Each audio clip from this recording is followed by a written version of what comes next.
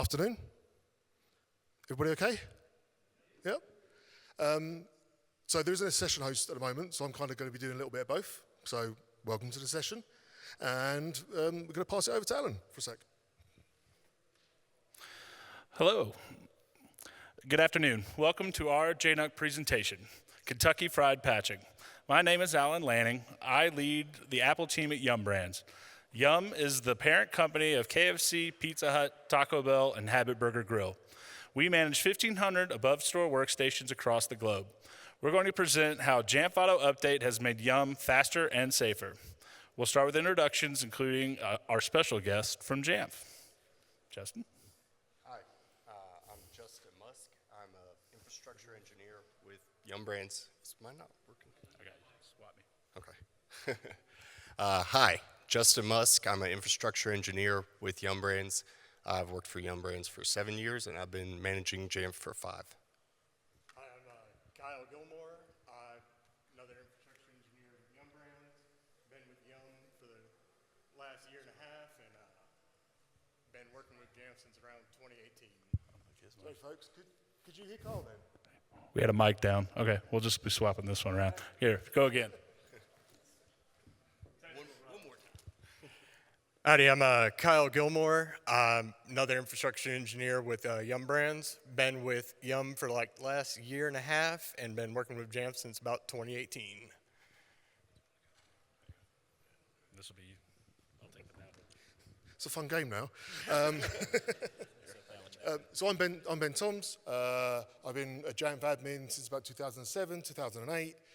You might know me as Mac Mule, which is actually how they put me in the directory of speakers here as well. It's on my badge, so that's quite fun. But I came into Jamf 2 years ago from the JAMJar acquisition, which is kind of how Jamf Auto Update found its way into Jamf. Cool. And that's where the little bit I'm going to talk about. So Jamf Auto Update, what is this thing? Like all good IT projects and all good things we do, it came because of this type of thing. If necessity is the mother of invention, then laziness is the father. We automate everything, right? Because there's a need to automate it. That's what we do. And that's exactly why we brought around what is now Jamf Auto Update. It started off many years ago, it was about 2017. And what happened was there was a release of Office 2011. And back then, JAMJar had like 30 different Jamf processes. And we had to do an update. And the update would then have been 120 policies to change. And then if you then did 4 policies per Jamf Pro, and then you might have had self-service ones apart from installing automatically, and there might have been the additional not so popular apps that one site wanted, and it's a lot of work for a single application. So during Mac 2017, we released what's called JAMJar, and the reason we did that, back then when Jamf was bringing patch out, which is the thing on the right, patch didn't fulfill our needs. But that's because patch was focused on a single Jamf Pro instance. We had 30 at least at the time. So it makes sense it wouldn't fit what we needed because we're not the usual use case. And at the time, we also had Munki deployments we were doing for people. So we already knew the Munki stack as well. So the way the timing works, it just made sense for us to do our own thing. So what did Munki give us when we look at Jamf Pro? Well, the main things you've got your client-side smarts on Munki, you've got your server-side smarts on Jamf Pro. So regards to server side, if you want to deploy something to a MacBook or a device in a certain room or what have you, however you spell out Jamf Pro with all your smart groups, use that for your scoping mechanism. And then on the client side, Munki then does its thing. It checks to see if the item you want is downloaded, ready to install, if they're running it, etc. There's a lot of metadata that Munki runs through. So if you want to look at JAMJar, it's still a project. We're still developing it. I will be doing a Munki 7 port in the next couple of months. But that's the link, the GitHub link, and the page channel within the Mac admin Slack. So I wanted to kind of give you an idea of how this works under the hood as well, so why we got to the decision that made Jamf Auto Update and how it works. So if you know Munki, we use auto package to upload content into Munki. So you're doing your trust verification there, you're doing your virus total verification, putting all those checks and measures in, and then what then happens is Pro deploys Munki to your devices, config profiles, which these folks will talk about. There's a few of them now because of macOS security, and then it's the pre-flight and post-flight scripts and the actual JAMJar part of it. So how does this actually kind of work on the client side? So a Jamf policy runs, it says to Munki install Chrome. Munki goes to the repo, downloads the details on Chrome with the package info, that's all the metadata, how to version it, etc. If Chrome needs to be installed, then Chrome will be installed. The user will be nagged to close it if it's open. And if we install an application or uninstall, we run a recon afterwards. And then it populates some extension attributes, but the basic handoff is there. I hope that kind of makes sense on how we're leveraging different systems, but we're just one's handing over to the one, just handing back to the other. And this is using core Munki functionality, so we haven't had to break the product at all. So what ended up happening, we had this, the open source version, and we started to add a version for our DataJar.mobi MSP customers. And this is where us as DataJar would take Jamf Pro and we made this MSP platform. If you look under the hood of that, the engine is Jamf Pro, but we had several little components that we added to Jamf Pro to extend it further.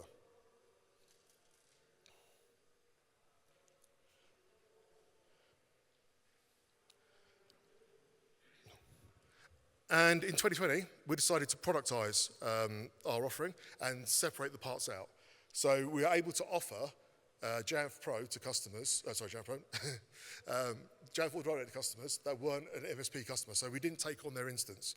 So we split that apart. But what it means is the admin can just focus on Jamf Pro, and we're looking after the package downloads, uploading them to Munki, make sure the metadata's good, all that data we put in there. So you folks would just focus on the Jamf Pro side of things, we would do the rest. And in 2023, we got acquired by Jamf, and it changed from being called Auto Update for Jamf, with DataJar's coloring, to Jamf Auto Update. This was more than just a rebranding, though. We also changed a lot of the scripts and stuff that was on device into a Swift binary that we can now trigger directly. And we also added a schema, which you'll find in your Jamf Pro instances.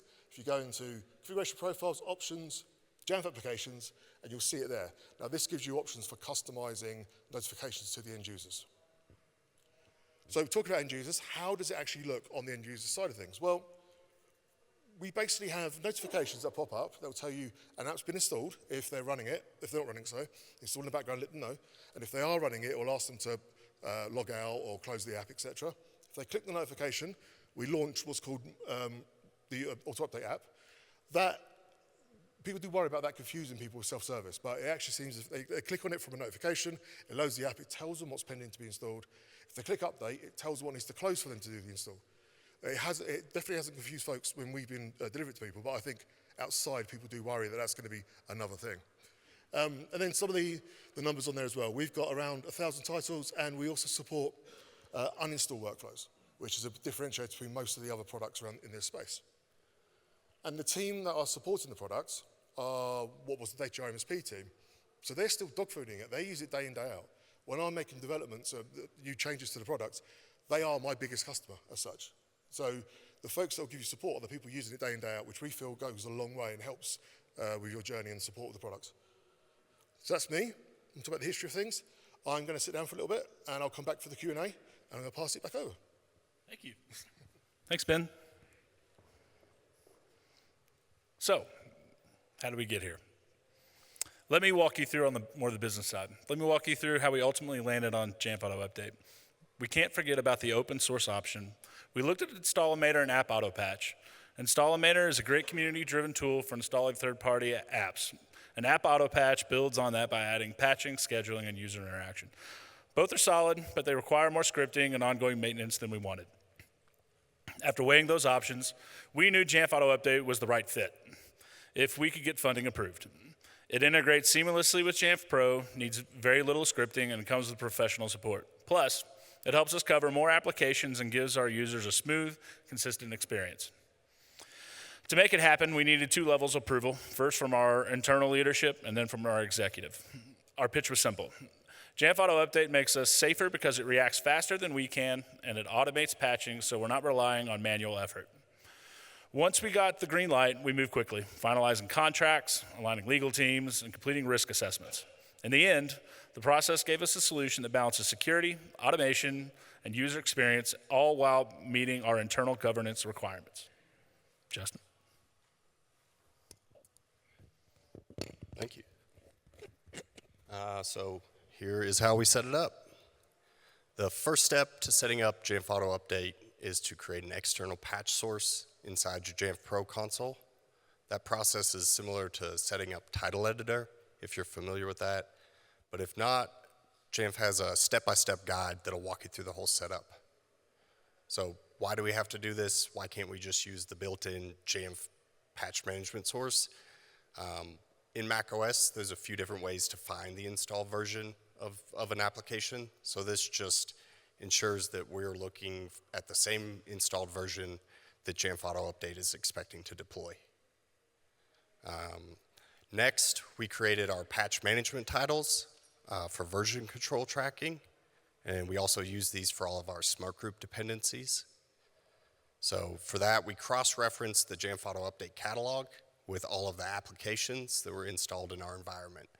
And then we created a patch management title for each app that we wanted to patch.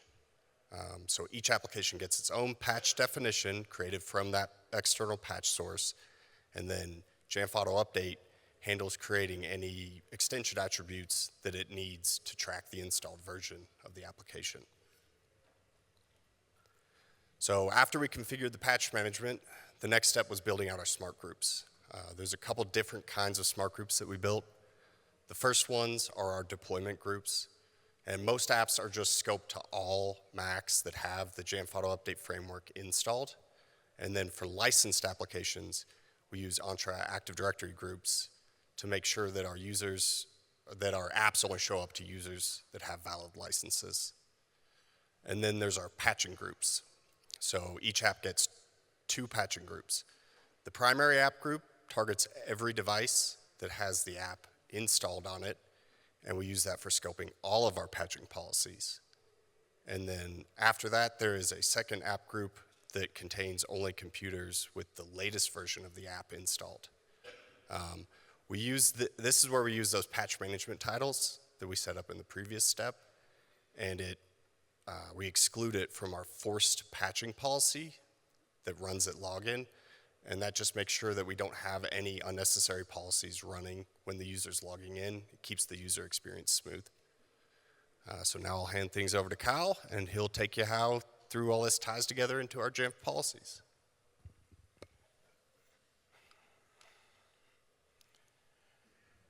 All right, so next we'll look at deploying the application itself. This has 4 main components: the Jamf Auto Update framework, configuration profiles, a deployment script, and some extension attributes. So the Jamf Auto Update framework is the client-side application that's just installed via package installer and goes out to all of our managed clients. This is what does all of the actual work on every single one of these devices. The configuration profile is just what we use to apply all of our required settings like licensing and full disk access and our custom branding. Jamf Auto Update is highly customizable, and you can customize your logos and even the user-facing messaging on every single one of the devices. The deployment script is a Python script provided by Jamf that is the core of every single deployment and patching policy. It dynamically adds or removes applications from the install or uninstall list that's used by the framework. And then finally, our extension attributes were supplied by Jamf also to provide some tracking of the number of pending installs or uninstalls, and it brings all that information up into the device inventory record. Next, we'll take a look at how we set up the actual patching of applications. Each application, there's multiple policies to take care of deploying, patching, and uninstalling the applications as needed.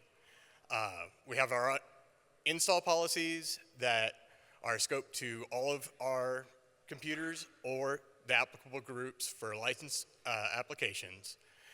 These are just ongoing policies made available in self-service, and it lets users get these installed without having to elevate their account to admin. We have a normal patching policy that's scoped to all computers with a given app installed, and it runs daily to check for updates. If the app is closed, it silently goes ahead and updates the app, but if the app is open, Jamf Auto Update will prompt the user to close it for updating, but doesn't force anything to make sure we're not messing with anybody's ongoing work. Our next type of patching policies are the forced patching policies that are scoped to all the computers with the given app, but an exception for if they're on the latest version. Because we're running these at login, we wanted to make sure that we weren't running any kind of unnecessary policies as people are trying to start up their computers. Our uninstall policies are scoped to all computers with the app installed. And again, these are available in self-service, and we built them out so that users can remove apps without the need to elevating up to admin. And then the last kind of policy we made was just a manual update policy. And this lets people control when and where they're doing their updates and gives them a little bit of an opportunity to do it whenever they have the time to do it. Finally, I'm gonna hand it over to Alan to take a look at if we were successful. I got a mic. So, the real question, did it work, right? So, following the launch of Jamf Auto Update, we've seen a significant improvement in how quickly vulnerabilities are being addressed across our environment. Through the combination of user notifications and forced patching policies, the majority of vulnerabilities are now being resolved within 30 days. A major step forward in our overall security posture. Even more encouraging, within the first weeks of deployment, 39% of existing vulnerabilities were remediated. That early impact highlights how effective automated patching can be when it's properly integrated and supported. In that time, Jamf Auto Update triggered over 20,000 patching policy runs. That level of activity shows both the scale of our rollout and the responsiveness of our systems. Overall, Jamf Auto Update is proving to be a powerful tool in helping us stay ahead of threats and maintain a more secure, resilient environment. Thank you for taking the time to join us today. We hope we're able to show you the power of Jamf Auto Update. At this time, we would like to open the floor to any questions. Anyone? Here, I'll bring this over to you, sir. We'll bounce this around, Ben. We figure a lot of these are coming this way. You want the chair? Hey, yeah, I was just wondering, so I'm a little bit confused. Is it a script, Jamf Auto Update, a script that you push through a policy, or is it a local service on the endpoint that you control with that script? Yeah, more the latter. You install Munki, you install the binary, that is auto update, and you drive it from your policy script. So it's more the latter. So and the policy script basically says, yeah, Jamf Auto Update, install Chrome or uninstall Chrome, and then that's when Munki in the auto update binary runs off and does its thing. And when there's been a change, it will recon so that Jamf Pro knows that the thing's been installed or uninstalled. So it's more the latter, yes. Okay, so you can only do one application per policy script deployment? You can do a comma-separated list, value, yes, but I would personally suggest to have one separate one per product, because when you come to a thing like, when there's a vuln for a title, just flush that policy. If you've got it running once a week, flush it, and then that one title, the device will check it in 30 minutes if you've got your usual check-in window, and then start to run through that way. So I would invest the time in the beginning to have separate policies, because down the line you'll find that more useful when it comes to things like that. Okay, and then one last one. Is there like a way for it to just scan what applications are installed, and if Jamf Auto Update supports it, it'll just automatically patch those? Not today. Okay. All right. I'll leave it as that. Thanks. Hi, I just have a question. I know there's multiple patching systems out there, and I was just wondering, some of the ones that are out there, there's a script that it downloads the package from the developer's website. Is that what you're doing as well? No, we're holding them on our own CDN. So we download the title, we virus scan it, so we know what we've got when we're deploying it out to clients, which helps us be a bit more, we know what we've got, so if there's a vuln, we know, it makes it easier for us to realize that the media we have is vulnerable or not, and to deploy that out. It originally started off, back when we started doing this, our customers were almost like CDN averse, pre-COVID, people wanted a small network range as well. So historically it was on a privately hosted CDN, We've now moved it onto Amazon. But yes, at the moment, it is just using media that we've downloaded from the vendor, Right. not directly from them. Because we were on-premise Jamf, and we were able to use those sort of things. And then when we went to Jamf on the cloud, we were planning on using the Mac apps patching. So how is, I know the Mac apps patching thing only supports a couple hundred apps, where you said you guys do up to 1,000. So I'm just wondering if you can tell me how we could, what are the main differences between the Mac apps feature and the Jamf Auto update, and what makes one better than the other? Or, Yeah. you know. So the app catalog should be up to about 300 apps now, which will probably ruin someone's talk tomorrow morning. But that's the part of Jamf I'm now in as well. So I work alongside the folks with app installers, etc. as well. App installers is MDM agnostic, so it works in Pro and School because it's just an MDM-driven install workflow. So that's quite cool. And I know it's one that's not very much talked about. But I mean, I'm always going to prefer my thing, right? So the main thing I think, though, is the uninstall workflows.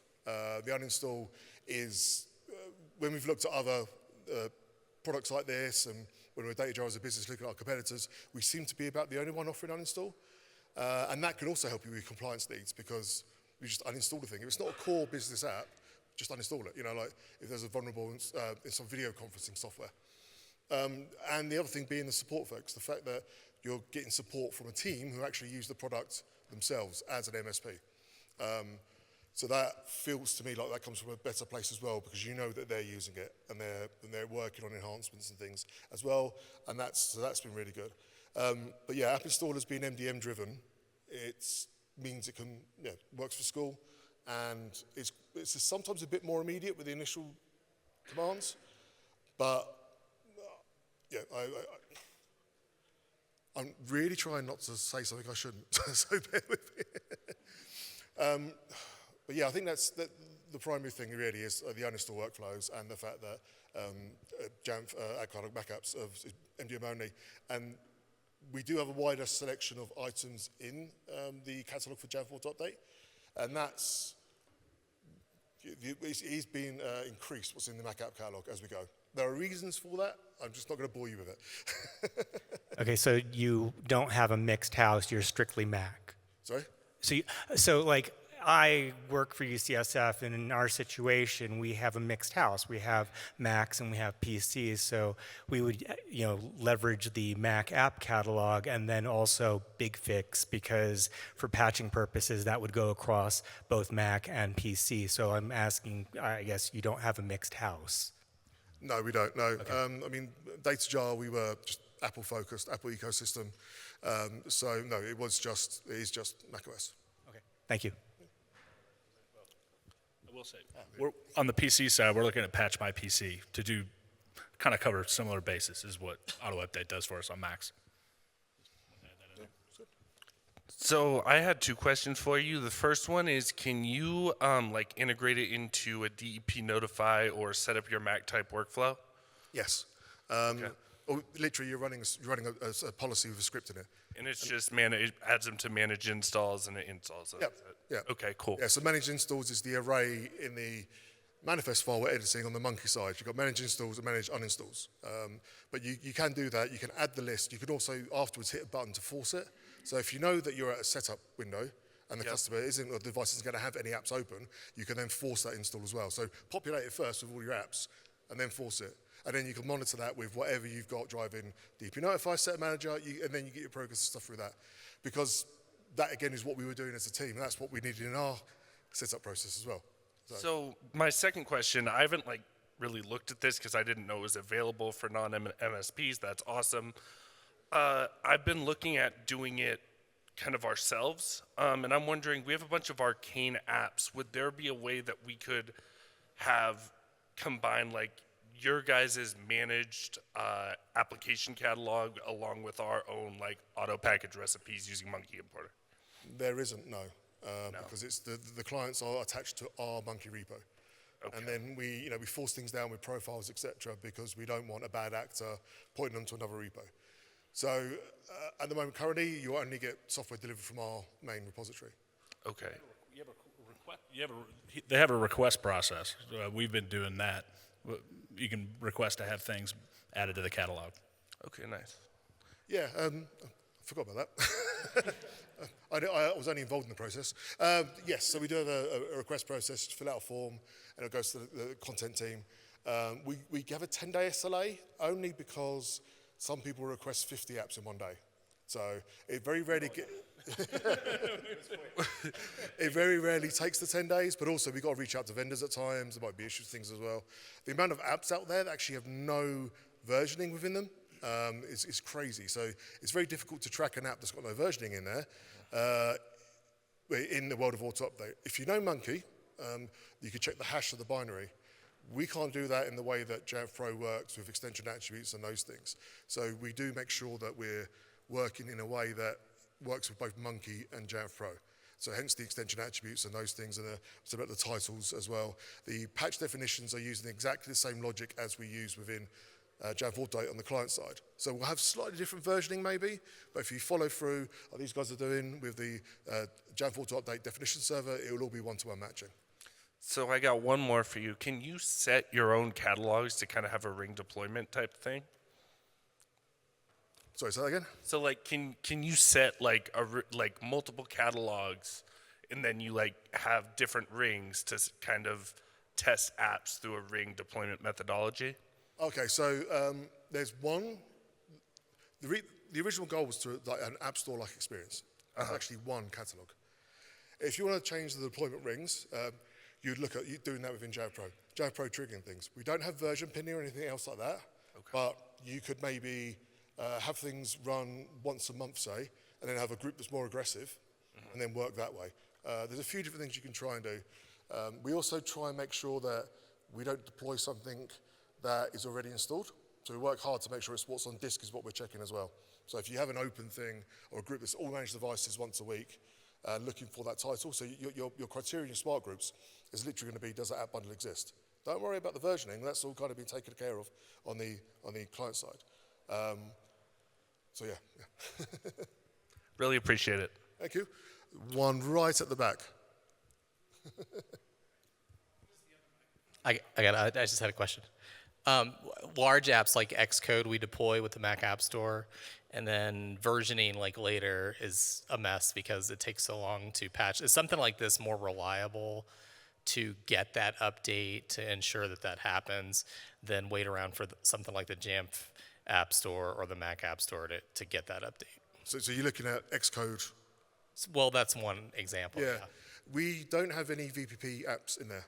That's another thing. We've just basically said, no, that has to stay there. Right. So I feel like it's more reliable because I'm still used to policies and triggering, and I can see it. I don't have to worry what is MDM doing in the background. But I really haven't got any numbers for it. But we haven't, again, another clear thing, VPP, we just leave it there. I mean, it would be a nightmare from a licensing point of view and everything as well, and it just isn't in scope as such. Yeah. The experience is supposed to be similar, but the media isn't in scope. Yeah. All right, thanks. Sorry, there's a guy right at the back. Maybe there's a mic down there. Oh.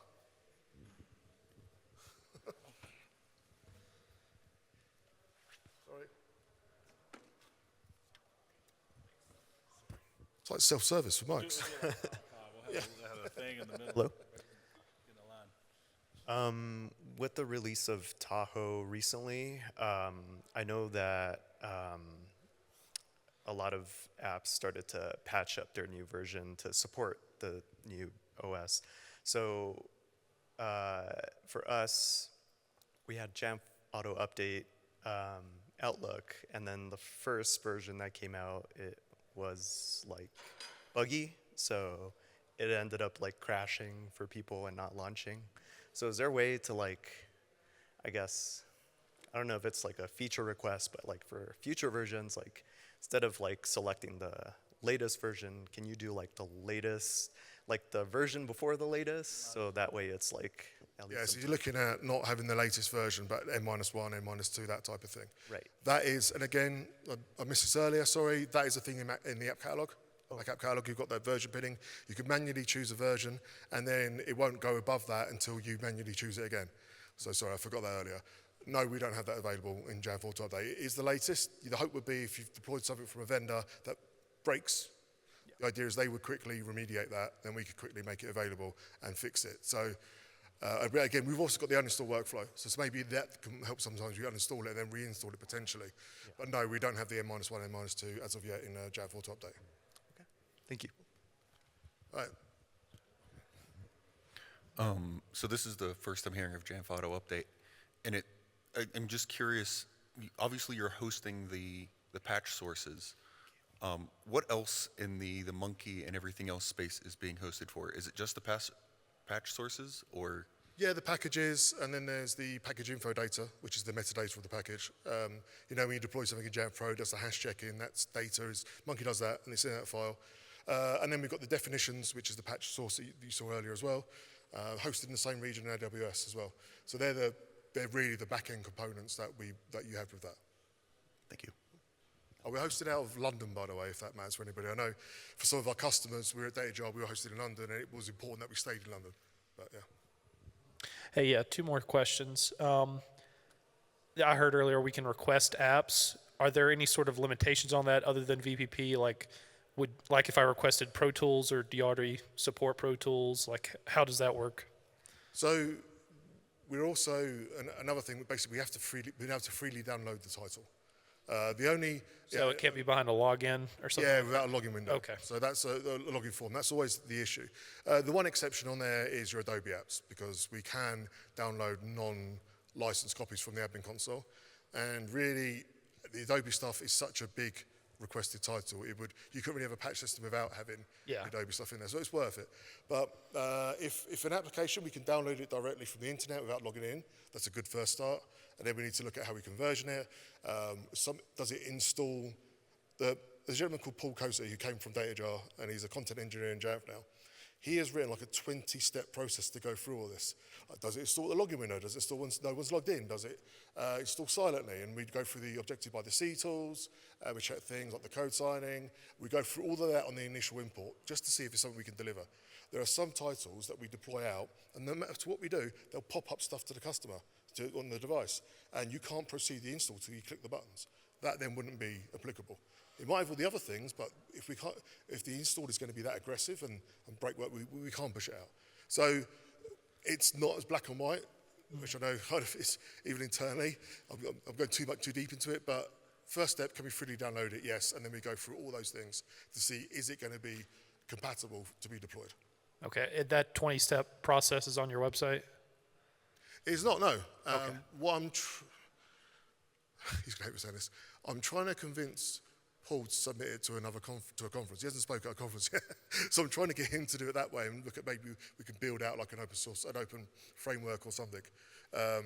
You could ask, if you go through the customer channels, we can give you those details. Okay. It's nothing, it just hasn't been written down or given out publicly yet. Yeah. We're using, say, the objective by the C tools, virus total, show me ID. There's a few different tools just to make sure the signing in there, all publicly available. I haven't committed to paper. Like I say, I'm trying to convince my colleague to present somewhere. He hasn't presented at all, and then he can talk about that as well. So. Okay. Second question is, when an update is released, on average, how long does it take y'all to get it uploaded to your CDN and packaged and all that? We say a week. Now, the reason we say a week, we've got the amount of titles we have, it takes 2 hours or so for us to go through 1/5 of them in a day. So we run the checks in the morning, we fix anything we need, and it's ready that day. If a vuln comes out that the MSIAC website knows about, they'll email you out. We will then just go and run that policy straight away. So we will try and catch it. We are working on an automation in the background that will allow us to potentially release stuff within an hour. And this is working within with the app installers team within Jamf. This is where there's the benefit of us collaborating together. So if there is something you need patched, we call it out of band, then you can just raise a ticket, we can run that update for you, and it'll be available for you in about 10 minutes. It's a very quick process if you alert us to say we need to do it as well. Okay, thanks.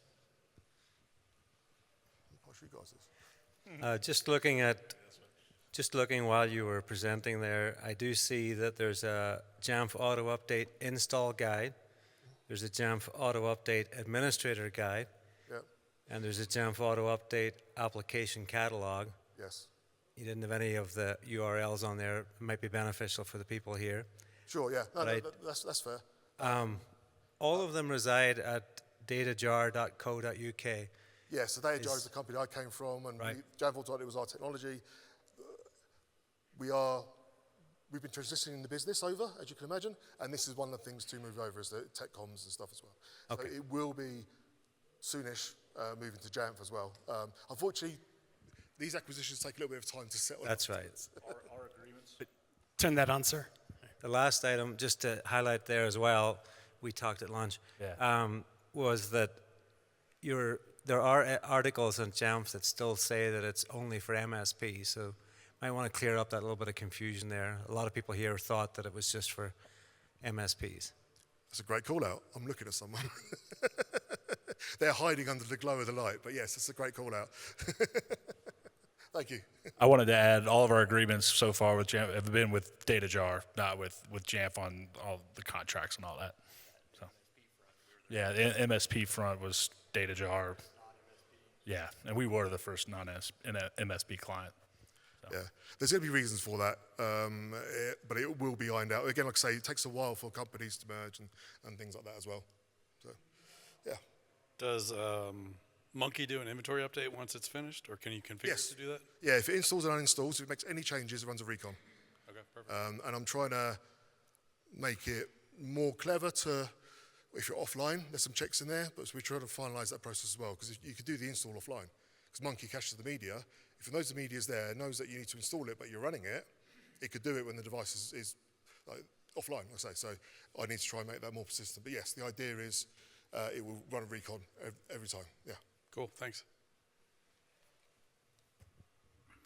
Thanks for taking my question. Is there a way to update the dialog box that's presented to the customer for an uninstall? For instance, if you had identified an app that is unapproved, you could pop it up in front of them saying this app is unapproved. However, if you feel like it should be approved, you can send an email to this address and request it be added to our approval list. I think we can help with that one. I mean, for something like that, in the scheme of things, all of this is just running as a policy. So you could build your own dialogue and then also run the normal script, add it to an uninstall, and let it go. So you can, just because it's the way it's built out and runs as just a normal policy, there's any number of things you can do around that. Yeah, it's built into the schema that you see in Jamf Pro. There are uninstall messages. So you can, like Boolean, have uninstall message type thing, what text to put in there, and it has wildcard variables as well. So you can either go that route within Auto Update itself, or it could be something you build in. If you've already got a thing where you notify, or you notify your customers that something's happening, if you're already using like Swift Dialogue, whatever, that type of thing, you could just use that as well. Like I said, we built by admins for admins type thing. The idea is to be extendable, that you folks can do as you want. The workflows that these guys have shown today are not the workflows that you would see in the guides, because they're just very clean and basic. And it's meant to be amendable to what you folks need to deliver to make it work for yourselves. Cool, thanks. Yeah, I want to say, because we built out what worked for us, and for the force, that's definitely not in the documentation, but because of how we manage our computers, we have a 30-day restart. We saw that as a prime opportunity to use the force feature. So, I mean, the way we built it out, we ended up with something like 400 some odd policies at least. So it was a big build, but in the scheme of things, once we got through that initial build, beyond just monitoring what's going on, it's kind of set and forget. And that's the real positive thing we've got out of this is time that we were sitting there trying to figure out how to patch all of this stuff, and we get to move on to other projects. Take through that timeline, you got that integrated, March, April? Yeah, basically, for where you can see in that little timeline where all of a sudden it drops off, we had turned it on a week before that, and it just, all of a sudden, everything that was sitting out there that was previously unpatched, it just rolled through and knocked everything flat. I mean, it was 40% of our unpatched vulnerabilities out there were gone in the first 2 weeks. Which made cybersecurity happy.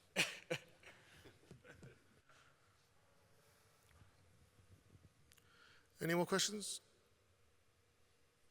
No? Cool. Thank you very much.